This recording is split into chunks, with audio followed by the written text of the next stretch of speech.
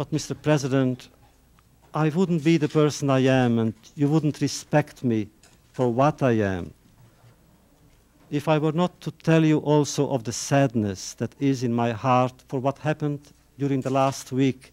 And I am sure that you too are sad for the same reasons. What can I do? I belong to a traumatized generation. And to us, as to you, symbols are important. And furthermore, following our ancient tradition, and we are speaking about Jewish heritage, our tradition commands us, quote, to speak truth to power. So may I speak to you, Mr. President, with respect and admiration of the events that happened. We have met 4 or 5 times, and each time I came away enriched, for I know of your commitment to humanity, and therefore I am convinced, as you have told us earlier when we spoke, that you were not aware of the presence of SS graves in the Bitburg Cemetery. Of course you didn't know. But now we all are aware. May I, Mr. President, if it's possible at all, implore you to do something else, to find a way, to find another way, another site. That place, Mr. President, is not your place. Your place is with the victims of the SS. Oh, we know there are political and strategic reasons. But this issue, as all issues related to that awesome event, transcends politics and diplomacy. The issue here is not politics, but good and evil.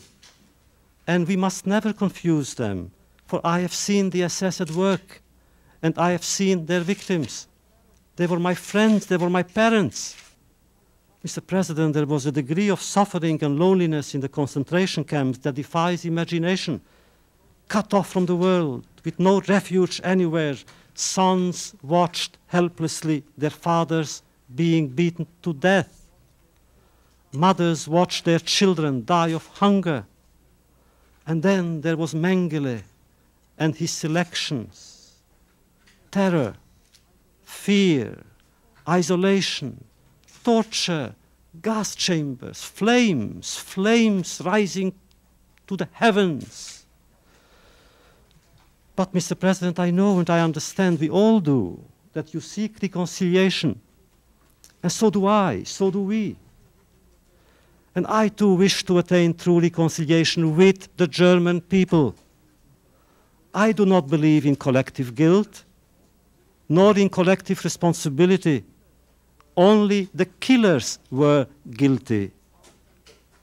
Their sons and daughters are not. And I believe, Mr. President, that we can, and we work together with them, and with all people, and we must work to bring peace and understanding to a tormented world that, as you know, is still awaiting redemption. I thank you, Mr. President.